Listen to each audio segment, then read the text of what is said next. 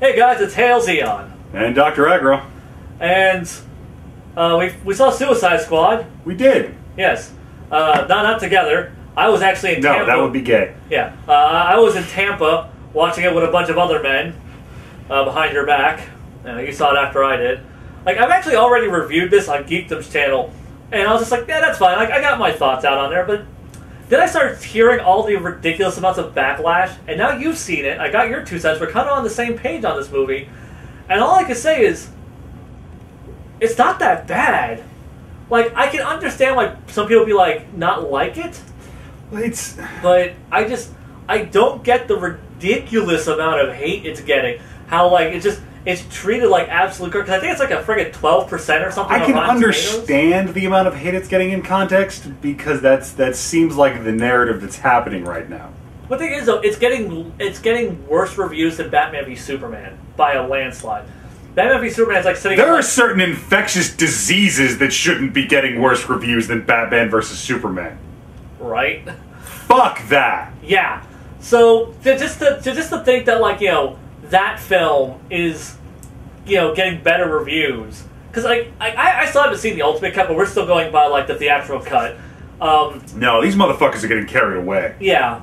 It just seems like people are just, oh, this movie's even worse. And I'm like, no. This movie has... This is dumb shitheads getting carried away by the narrative. Yeah. This is, like, this movie, like, it has, like a cogent narrative. I understood the beginning, middle, and end of this film. I understood what all the roles that the characters were playing, why they were there, why they were doing what they were doing, Except for Enchantress sometimes. Yeah, except for when Enchantress kung fu fights, and when Captain Boomerang still decides to join him for the final battle, even though he was like, bombs out of my neck, bye! I think maybe he was just being funny. I think he just realized he had nowhere else to go. Honestly, okay, we're talking about the scene where fucking Rick Flag deactivates... Spoiler warning. Yeah, but I'm saying, like, if you want, like, just our opinion, it's not terrible. It was a fun... I have a complicated opinion about this movie. Okay. It's not a good movie. Yeah. I really enjoyed it. Yes. That is where I sit on that. Like, it is flawed. Okay, It is very flawed. It is very weirdly made, but it's the type of schlock that I enjoy most. Rick Flag deactivates the thing by breaking it over the bar, and then Captain Boomerang just... he nopes the fuck out. I'm out. But then he just shows up when they're walking into the final battle. I think he just ran outside because that was his first instinct, but he was really still trying to tap Katana.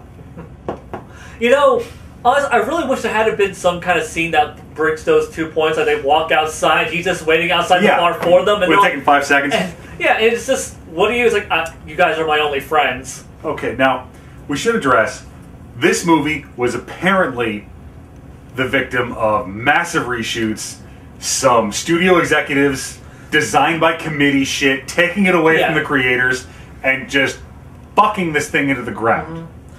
Mm-hmm. You know what's a really good sign of that, too, is, like you see the trailers. You can see there's a lot of scenes that are in the trailer. Warner Brothers can fucking make some trailers. Yeah. No matter how their movies are turning out, these motherfuckers can make trailers. So you see, like, you can see that there are scenes in the trailers that aren't in the movie. But on top of that, like the bar scene, you see actually more of the bar scene in the trailer, and I'm like, the bar scene's like the best part of the movie because it's that downbeat where just like you get like these good human moments from these characters. Why would you cut back on that? Or do you think people are that goddamn ADD? Yeah, was it like cutting out character modes is what the things that killed the movie that shall not be fucking named? There were a lot of deep systemic problems with that movie. One of them was named Zack Snyder. Which is really weird, because we used to really like Zack Snyder. Because he I mean, you and I are avid defenders of Sucker Punch. Shit, yeah, we are. Because Sucker Punch was the kind of movie he could make. The movie that never happened was not a product he should have been attached to. No, because he doesn't understand Batman. He doesn't understand basic story structure. He really doesn't. It's really weird to think that this is the guy who made the Watchmen movie, and yet, because adapting source material. Yeah, he's great. He's good at it. Yeah, because that motherfucker can make moments, can make tableaus. That motherfucker can slow-mo his shit down with high frame rate and make a gorgeous shot. He is technically skilled at that. Yeah, because I mean, when it comes to just capturing a moment, and that's what Zack Snyder does. He's really great at just showing a moment. Which is why 300 was great. Because it's all visual storytelling. Because that's an old fucking Greek story, and that's all it is. Yeah, it's... And then the fucking... He did this Arieste shit and then punched the motherfucker. Yeah. But...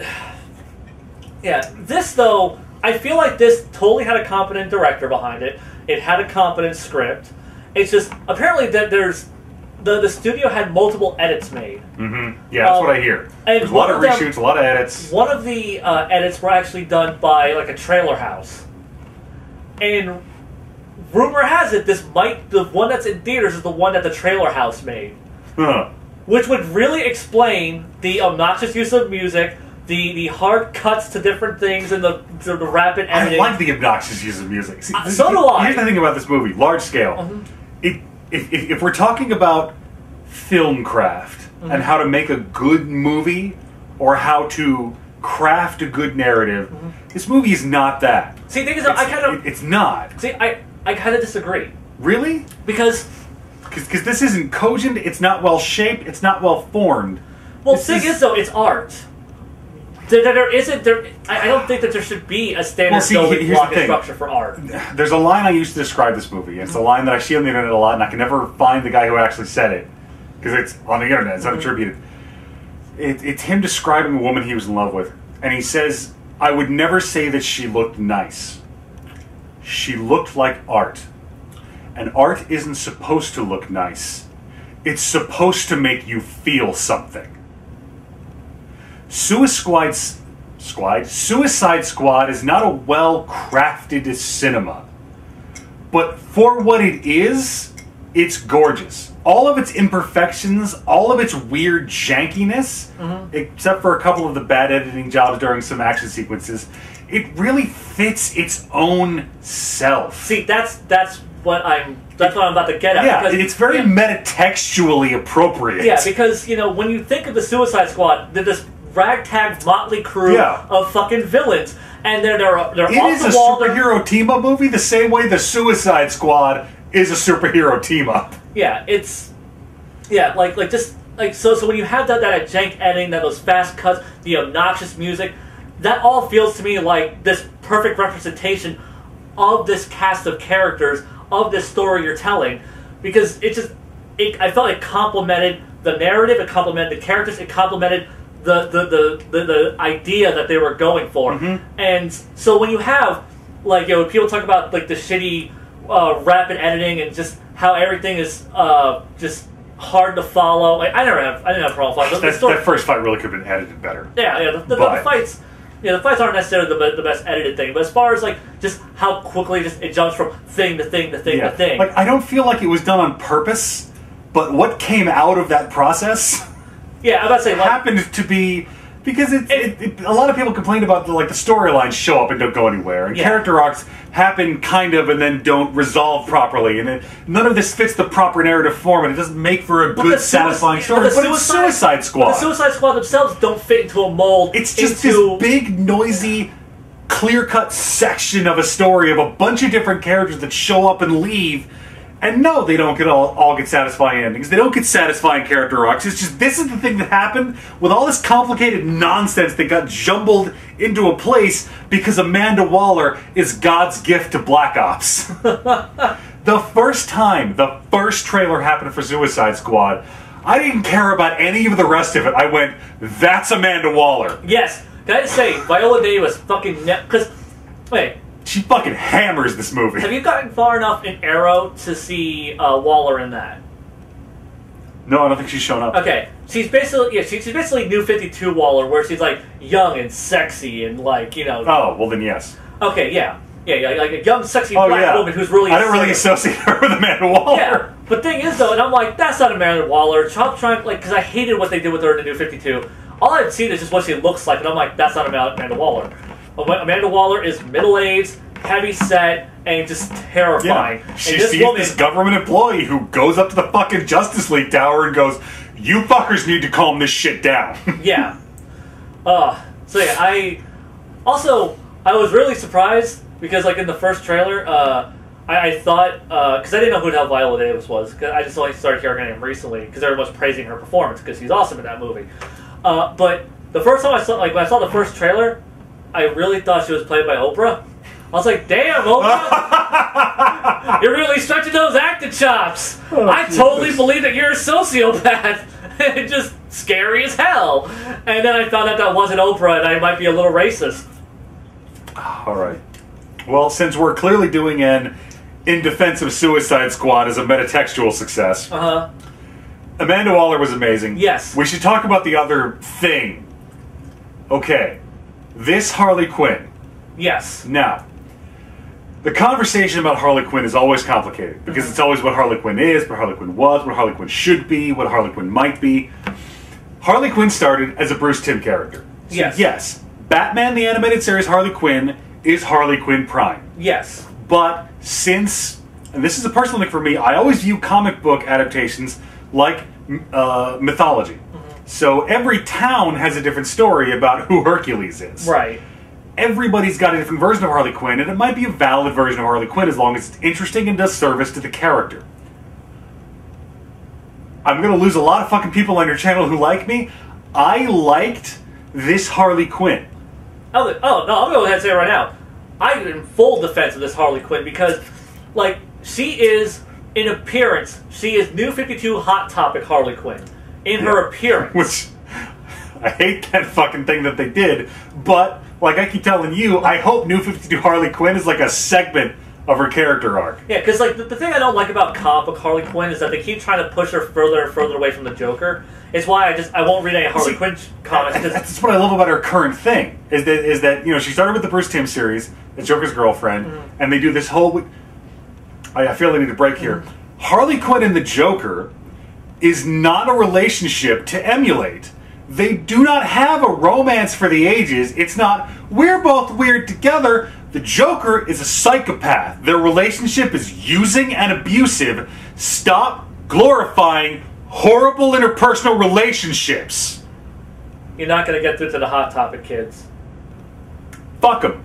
Fuck the Hot Topic kids. They can go sit on it until they're ready to listen. Yeah.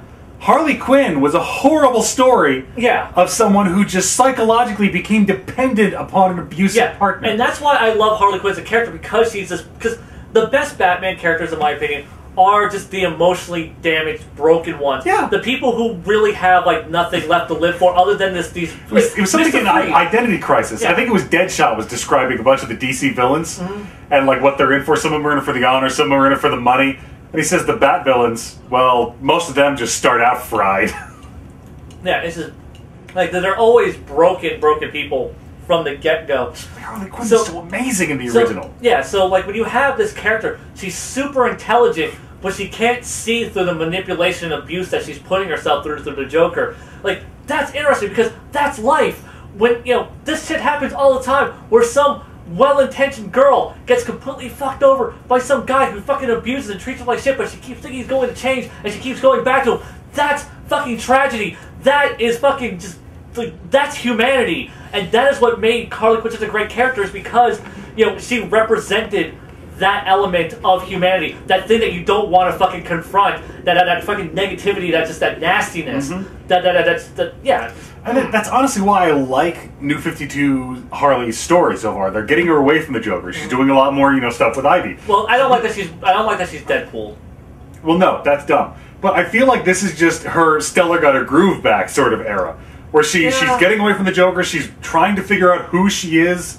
She gets out in the world and realizes that she's this amazingly intelligent, physically capable, stunning person who has no moral obligations. Yeah. And she's trying to figure out her place in the world. And I really hope her place in the world is this amazing arch villain who just bucks up the Justice League at some point because she realized she can. And I hope that storyline ends with the Joker trying to team up with her and her just kicking his ass to the fucking curb. 50-50, I was betting that you were going to end that sentence with Harley Quinn's place is between Ivy's legs. Shit, yeah, it is. Let me take a moment. Harley Quinn and Ivy are lesbians in an open relationship. That's a fact. It's an awesome one, too. It's really weird to think that those two are, like, probably DC's most progressive characters. Like, just because they keep trying to be like progressive. It's like, look, cyborgs, remember the Justice League? We have a black guy on the team. What was wrong with Jon Stewart? Look, we have a black guy on the team. Okay, so movie Harley. Movie Harley is totally a try-hard, hot topic, kind of annoying. Like these people who quote Zim 10 years too late. But and like I said to you, this may be me reading way too much into this portrayal, but I feel like this is Harleen Quinzel, the psychiatrist, intentionally constructing this personality to be this abrasive, to be this cringy on purpose. See, because she has garnered from the Joker that this kind of hateful personality is fun for her. Yeah, and honestly, that's, like, once again, like, this may just be us reading too much. That's pretty much the exact same take I took away from her. I'm like, well, she's a psychiatrist, she knows how to get in people's heads. She does this to throw people off, for people to underestimate her. Because the whole time, like, she's sitting there, like, texting the Joker, she's having this whole shit going on, but the whole time she's doing that, she's being stupid, over-the-top, try-hard Harley Quinn. And also, a lot of elements of her personality feel like they were ripped straight from fucking Paul Dini's version, Bruce Timm's version of goddamn Harley Quinn. Yeah. Like, she feels like classic Harley Quinn. She's just... Like, every now and then she you feel looks like New 52 Harley some Quinn. of these behaviors were learned because these were things she was doing to sort of distract and keep herself safe while she was around and trying to handle the Joker. Yeah. Something I really like what they did with Harley Quinn's origin, because Harley Quinn, originally, she was just a chicken face paint. And then, in the New 52, they changed her origin. Yeah, to the acid dump. Yeah, like Joker shoved her into the acid bath or whatever. In this, she willingly goes in, because he has that thing, it's like, would you die for me? Yes, like, no, that's too easy. Would you live for me? And she goes, yes. And then she herself commits herself to the Joker and jumps into it. That, I feel, is a far more powerful statement than Joker pushing her in, or just her putting on face paint and breaking him out of prison. It's an interesting statement on this Joker. And this Joker, like, a lot of people say he's the worst Joker, which, I mean... He's a different... He is. I don't like him as much as any of the other Jokers. But he's not a bad Joker. He is... Just like this Harley Quinn, he is the Joker that this movie needed. Yeah. He's toned down and he's streamlined. Yeah. Thing is, because this movie didn't have time for a full fucking Joker story arc. See, what he feels like to me is like 80s Joker. Like, like his personality, just that ruthlessness, that fucked up element to him, that kind of that sort of that like 90s dark gritty reboot type thing. Because like when you think about like the Joker, you have like everyone goes like the Killing Joke. I feel like if he looked like classic Joker, people wouldn't care, because that personality, like, he's not that far from Killing Joke Joker in my mind. Like, I could see this guy with the grill and the tattoos and shit crippling Barbara Gordon and taking Jim Gordon to like this friggin' like roller coaster ride of hell and trying to psychologically break a human being. I could see that being the same person. It's just he doesn't have the look. Yeah. And I think that's what it is. It's like people are being thrown off by the look and not giving Jared Leto enough credit for that. Now, for what I understand, Jared Leto was a super goddamn tool on the set of this fucking movie. Yeah. Like, Jared Leto is he is that Hot Topic try-hard kind of shit. Yeah, like, I hear he went, like, full-blown, like, shit, what the hell is it called when you're trying to, like be your character? Oh, method? Yeah, method acting. And it just got kind of cringy. Yeah, he just stayed away from everyone. Apparently Will Smith hated him. Will Smith says he never actually met Leto on set. Oh, yeah? Yeah, because he didn't want to interact with anyone, so, like, whenever he showed up, he would be, like, this kind of mysterious, intimidating figure. He really wanted to sell that. And, like, I can respect that. I mean, whether or not he tried too hard is debatable, but, yeah, I don't hate this version of Joker. People are always going to compare him to the Heath Ledger version, and honestly, I like Heath Ledger Joker, but to me, that's not Joker either. You shouldn't compare the Heath Ledger Joker to other Jokers. He's a very singular interpretation of Joker. Yes. And, like, I just said that, but we should compare the Heath Ledger Joker to this Joker, because they're both... Because Christopher Nolan's Batman series was a, how do we do this through a realistic lens sort of thing. And what he came up with was a very, very textured, very tactily, viscerally horrifying kind of Joker. The Jared Leto Joker is also a realistic kind of Joker. But he's a very modern... They put him back in the gangster role. Yeah. And they made him a very excessively gangbanger kind of sociopath Joker. Yeah. I do think... I can definitely see this being a Joker for the modern age. Like, you know, he is a product of his time period. Is he the best Joker ever? No. Is he the most interesting Joker ever? Absolutely not. But he's a Joker that really worked in this movie. Yeah. I do think, though, that because he's going to be part of a franchise... He's going to be reoccurring. He has the potential to be the most interesting cinematic Joker, because every Joker we've had up until this point had just been one-and-done films. You know, unless you want to count Cesar Romero, which in that case, I don't think anyone was going to defend him as the greatest live-action Joker ever. No, but he was a good campy Joker. Yeah. But yeah, I mean, to me, like, as far as live-action Jokers, Jack Nicholson is still my personal favorite. As far as just Jokers in general, it's always going to be Mark Hamill. Yeah. Like no one's going to top Hamill as being the Joker. Like, he has too many years doing that character. He has way too much investment, and he has too many good stories behind him at this point. Hell, watch Mask of the Phantasm. You want to see a fantastic a fantastic movie where the Joker is a great character and is just like this side element to the story. Mask of the Phantasm is a great, like, point your finger at example of putting Joker in, like, this side character role and having him be this cool, awesome, nuanced, terrifying character. So, okay. Suicide Squad, it's narratively jumbled. Yes. It's kind of a mess. But I think a lot of that is a byproduct of... Like, I was explaining this to you before. Marvel spent years laying the groundwork for this kind of shit. Yeah. Slowly drip-feeding this concept to make sure that Mr. and Mrs. America can get down off their tractors and understand the shared universe movie franchise. Yes, and which some of them still don't, but that's beside the point. DC, having waited this long, went, so we can just do this, right? Character, character, character, character, character, character, character, character. Yeah. So they just start, I mean, they do like, it's not great movie making, I hear, but it's my favorite part of every movie. The montage of them putting down the file. This character with this specialty. This character with this specialty. Yeah. I love that shit. Yeah. And they keep doing that over and over, and I'd forgotten Captain Boomerang was going to be in this movie. Yeah. So Captain Boomerang shows up, I'm like, oh fuck, it's Captain Boomerang! He's going to die. He is going to die in this movie. Also, that Flash cameo. That's how you do, just like, you know, hinting at that there's a bigger world. That's now how that you do everyone it. understands, Unlike the movie that never happened. Yeah, the Flash shows up and it's great.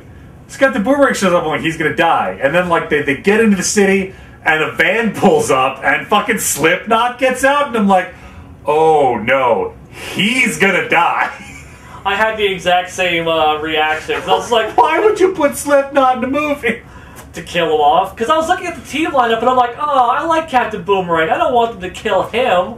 Like, and then let Slipknot show up, like, whew, dodged the bullet on that one. They did the montage of all the main characters they're going to use, and I'm like, okay, that's how you introduce them. That's cool. Then it's just also Katana's here. Yes. And I was so happy that that's how they did it. Yeah. Like, Katana's here too. Everybody cool? Good. Yeah. There's like two or three lines about like, oh yeah, that's Katana. Her soul, Rick Flag, I love him. He's like, yeah, no, you don't want to get cut by that. Her sword eats souls. I'm like, yeah. This is how you fucking do this. This is how you do a deep cut, fucking huge cast comic book movie. Yeah. I didn't have a problem with Katana's usage in the story. Like, a lot of people seem to complain, like, oh, she doesn't do anything. It's like, she's not really there doing it. She's just... What the fuck do you mean she doesn't... Like, I mean, that's a complaint that, like, Rick Flag doesn't do anything. It's like... Right, like this is the thing about a lot of people's problem with this movie. She's a good guy. She's not an enemy. She's not a villain. She's clearly been hired to do this job. She's doing this job. A lot of people seem... This is my problem with a lot of people's problem with Suicide Squad. Because Suicide Squad has some problems. Yeah. It does. But its problem isn't that all of the character arcs don't pay off. Because that works for this movie. Mm-hmm. It's a big, noisy mess. These characters don't have arcs. They don't pay off. They're simple characters. Shit, a lot of them are villains. They don't learn or they don't grow. They're just here to do this thing. A lot of them are one-trick ponies. Yes. It's a comic book thing. You just throw enough of them in a story and it becomes colorful enough to be interesting. Yes. Suicide Squad fulfilled its purpose. It tells the story it was telling. Yeah, the story was kind of dumb, but not every story needs to be fucking Beowulf. It doesn't need to change the landscape of narrative in the Western tradition forever. Yeah, no. I feel like people are so just...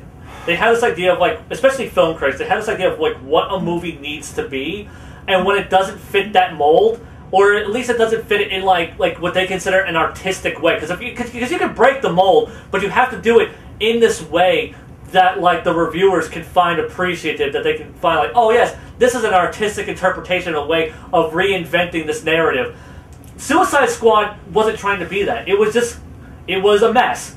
The characters are a mess, the story is a mess, the editing is a mess, the sound, the music choices are a mess, but it's all complimentary because it's all a mess. That's what it is supposed to be. And to be clear, we're not saying this is like an intentional artistic triumph. No. It turned out like this. Yeah, this movie is a mess. Yeah. It had problems all the way through. But the final product happened to fall on the floor in an interestingly pleasing shape. Yeah, because it's definitely. I certainly don't think that this was like some sort of intentional, directorial, artistic, this direction that they chose. It was just they had all these pieces, and just through serendipity, they ended up with something that narratively and like thematically just works. Yeah. And like by pure accident, most likely. Through all the fucking executive bullshit, through all the fucking rewrites and reshoots, and all the production problems, and the big faux pas that was the movie that shall not be named, all of these things culminated into this. It's basically just a 2-hour music video. This movie is getting a lot of hate off of the movie that never happened. Because there's this narrative that DC fucked up and they have fucked up forever and nothing can ever salvage it. And every movie they make is going to be terrible. And I really, really need single-celled fucktards who don't understand how or why they like or don't like what they do or do not like to stop mouth-breathing all over the internet about Suicide Squad, because no, it is not a great film. But it's not the movie that never happened, and you need to stop talking about it like it is. It's not the same movie, it's not the same scale, it's not the same fucking ballpark, you shitfucks. Can I just say that this movie had a far better representation of Batman in cinema than the movie that shall not be named? Shit, yeah, it did. Because people are actually... I actually saw one video where someone bitched that Batman punched Harley Quinn. Like, yes, he punched Harley Quinn. Who the fuck complained? He punches Harley Quinn. She's Harley Quinn. Yeah, it's just because he's Batman. Batman shouldn't hit women or some shit. What the fuck? Right? Batman. What? Batman punches people. It's what he does. He doesn't give a shit about gender. It's all about just... Batman punches motherfuckers. That's what he does. He trained for years in mountains in far-off fake Asian countries under, like, death kung fu masters to punch people. Yeah. He doesn't punch women. He punches women and kids and paraplegics all the fucking time.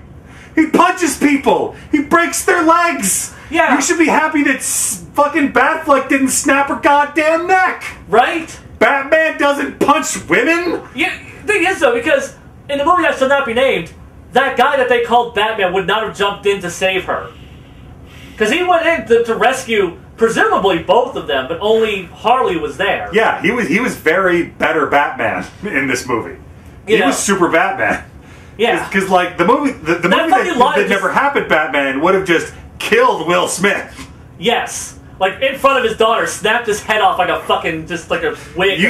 From the couple scenes, you could just tell Ben Affleck is really excited to finally be playing Batman. Right? He finally got he's just like, oh man, I not only get to wear the costume, but be the character? Holy shit! Yeah, but yeah, this Batman was definitely a far cry from what was... Because it almost feels like the movie that never happened isn't canon. Right? Like, they're just going to ignore it. We're like, no, if we can get to our Justice League movie, if Jason Momoa can get enough women to buy tickets, we can pretend it never happened. Fucking shit, Jason Momoa's going to get me to buy a ticket. That motherfucker is hot. Like, shit, man. Was he a Dothraki? God damn. I'm more of a Chris Evans Captain America type. Oh my god. Momoa, man. There's a gif that keeps popping up of an interview on the street where someone's like, "You're gonna have to swim a lot, playing Aquaman. Is that something you train for?" And he's like, "I'm Hawaiian, bro." And I'm looking at him like, "Yeah, you are." Oh my god. So yeah, just wait. I want to bring up the Joker again because people keep bitching about how the Joker just kind of just pops up and just he shows up and disappears, shows up and disappears. That's never like a really strong influence on the story. Yeah, and we didn't need to be there. Yeah. To me though, that's how it should have gone. Yeah, because he has this attachment to Harley. Yeah. But he does just kind of show up, disappear, show up, disappear. He's ancillary. He's a phantom in this story. That's the point. He's this huge psychological thing that acts on a Harley storyline and is always in the periphery. To me, he's like the fucking velociraptors in Jurassic Park. You know he's there. You know at any moment he could strike and fuck things up. Yeah. You're just waiting for that moment to drop. That's how his characters were powerful in Suicide Squad. The parallel I draw is to the Star Wars pen and paper RPG. Okay, go. Darth Vader isn't in any of the modules they ever made for it that I'm aware of. Okay. But the thing about that whole game is, as a proctor, as a game master, you've got that over your players because they know Darth Vader is in that universe. He's out there. And if they go too loud or they fuck around too much, you've got Darth Vader. Mm-hmm. And Darth Vader's gonna show up. And he's gonna do some shit. Huh. Which is when Suicide Squad was a beautiful comic book movie. Because it was just, it didn't try to explain or define the whole universe. It was just in the universe. Amanda Waller walking into a room, passing the guys selling Death of Superman t-shirts, past the guys in tuxedos with full tack harnesses, into the underground, underlit table with the secretaries of defense eating dinner. That was beautiful. They didn't explain all that shit. It was there. It was so Project Cadmus. It was great. Mm-hmm. So, okay. Yeah, I think we've made our point there. That this movie is definitely not the movie that shall not be named. No. It is. There are several global armed conflicts that were not the movie that shall not be named. Yeah, so I guess we could talk about some negatives then. Yeah, I mean, because... Yeah, no, like a lot of the editing and the action sequences was a jumbled mess. Yeah. It was super generic in the whole Skybeam, faceless army kind of thing. Yeah, that is... Yeah, and honestly, though, in all fairness, fucking, like, Avengers did the whole fucking faceless... I'm getting tired. I'm getting tired of that just kind of being the thing of, like, well, we had this bad guy, we need something for, like, the villains or for the characters to fight until they get to the big bad. Yeah, like I get the faceless army thing, but we did that to death in the 80s in cartoons. We can aspire to better. I know, we could. Like, Ultron was on his way to being a fascinating villain, and then the Faceless Army thing happened. Yeah. Just to keep everyone busy. Yeah. Which is why I'm really looking forward to the Luke Cage series. Yes. Because they're going to have to find out a way to make that whole series interesting. Yeah, it looks pretty good from the trailers. Now, Sorceress... God, the first scene where Sorceress switches, and they did that shit. Yeah. That was fucking movie magic. That scene was amazing. They sold that shit so well. Oh my god. Because that was Japanese horror right there is what that was. As soon as Sorceress goes Neil Gaiman's The Eternals with the big headdress that has all the fucking goetic theurgy symbols on it, which the new Doom game had the decency to make up symbols that looked like that. Those were actual goetic theurgy symbols. She had nothing to do with early modern period Christian mysticism. That seemed kind of weird. Only a criticism you could make. That she turns her brother into the Destroyer from fucking Thor 1. Yeah, okay. But my biggest issue with this movie is, fuck Incubus, man. He did not need to be in this goddamn movie. They do nothing with him. He is literally just the big silent guy who's there to just... he's the mini boss before the main boss. He's like, oh, he's unkillable. Our weapons do nothing to him, except for this bomb we brought. That kills him for some reason. Yeah, I hated the Incubus in this movie. But see, like, it's weird, because that was the worst part, but then the part where Diablo goes full-on Loa and fist fights him was amazing! Right? See, like, I feel like if they just scaled down, like, power scaled down Enchantress, there we go, not Sorceress, Enchantress, and maybe she could have had that big fight with them instead. Because like she turns around and she's like, "Yeah, now I'm gonna fight you," and then she goes back to her goddamn 13th warrior form and pulls out 2 swords. Yeah. Starts fighting him, and then she's like, "I'm tired of fighting you now. All your weapons are gone." Yeah, like, honestly, why did that happen? Honestly, that was like some video game shit. Where Yeah. like you know, like the boss transforms, you have the action sequence, and then it goes to the cutscene where it's like, wait, why the hell did I have this big fight with this guy? But I can kind of excuse it. And this is the apologetics of me working. After she just rips all their weapons away at the end, she says, you know, like you're unique among people that have resisted me before. You have earned mercy. I think she might have gone in for the melee. Because to test them, yeah, see if they were worthy. She was used to use force. Like, no, you guys kick all kinds of ass. I want you. You have been weighed. You have been measured. You have been found worthy. So before I totally God smite you, yeah, that kind of makes sense. That's why she did it. You know, I'll buy that. That sounds totally legit. It would make sense. That communicate that well in the movie. Yeah, like you know, definitely like some slightly better dialogue choices, line choices there would have conveyed that better. But I can totally buy that because I mean it does make sense. Yeah, because she is this god tier being, and she's because why would she fight them and then offer them like this salvation? Why not just offer them the salvation from the get go? Just beat them in the first place. Well, yeah, but I guess like she was bored.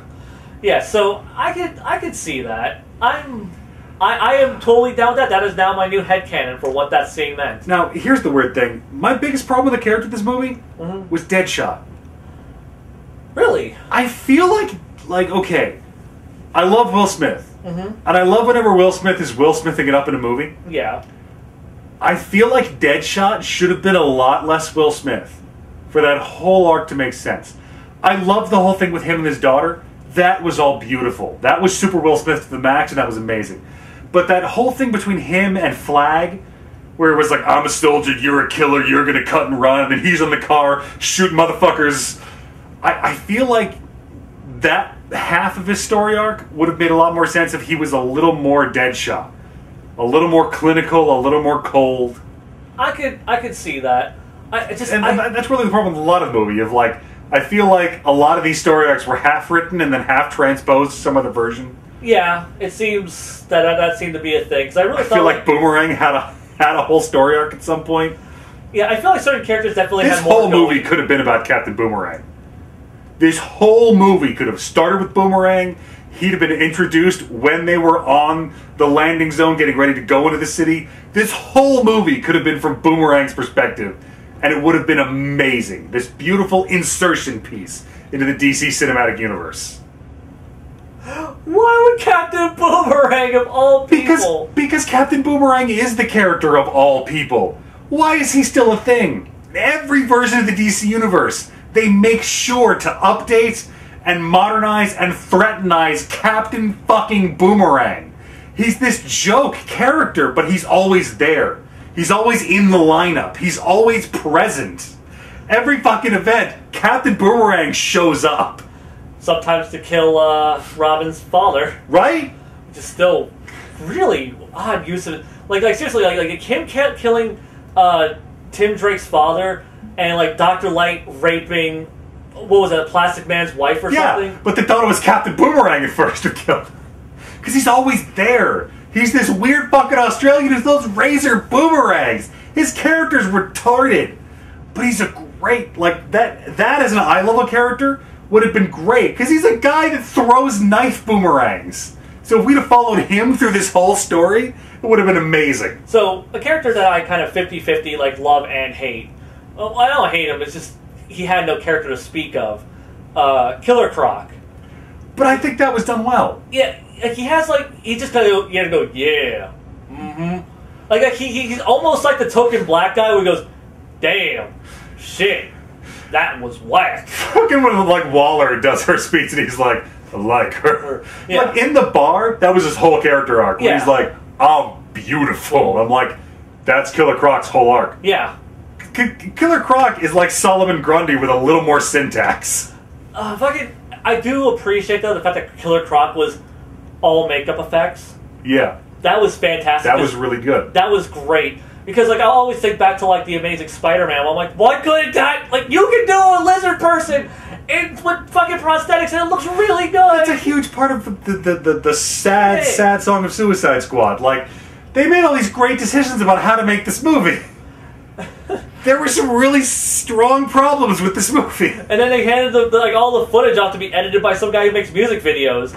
Honestly, which I still appreciate. I love the fucking soundtrack of this movie. Yes, I do too. I think it's just the right amount of obnoxious and intrusive. Yeah, I loved how obnoxious it was. Like, and now we're doing the scene with this song in it. Yeah. Because it's Suicide Squad. Yeah. It was unabashed for like what it was going for and what it was. And just, this is how we're presenting this. Go. But yeah, what I would like in an ideal world, I want this theatrical cut on Blu-ray. I also want to see like the director's cut of what the director actually had in mind when he made this movie. I don't know how that's not a thing these days. How there aren't wildly different cuts of movies on Blu-ray. Sell 4 different fucking copies, I'll buy them. Well, yeah, you're a Ridley Scott fan. Yeah. like buy ridiculous extended. Like you own like all the fucking Lord of the Rings films extended. You own fucking, shit, yes I do. Kingdom of Heaven. Oh yeah, that full fucking Blu-ray Kingdom of Heaven. Go rewatch Ridley Scott's director's cut of Kingdom of Heaven. It's a lot better. It's not any more historically accurate. Do you honestly think people remember what Kingdom of Heaven is? I hope so. How old is that movie? Really? Kingdom of Heaven had some bad press. I feel like it's visually very historically accurate. It's just all of the plot and the story that isn't. So, would you recommend that over Maria the Virgin Witch? For historical accuracy, no.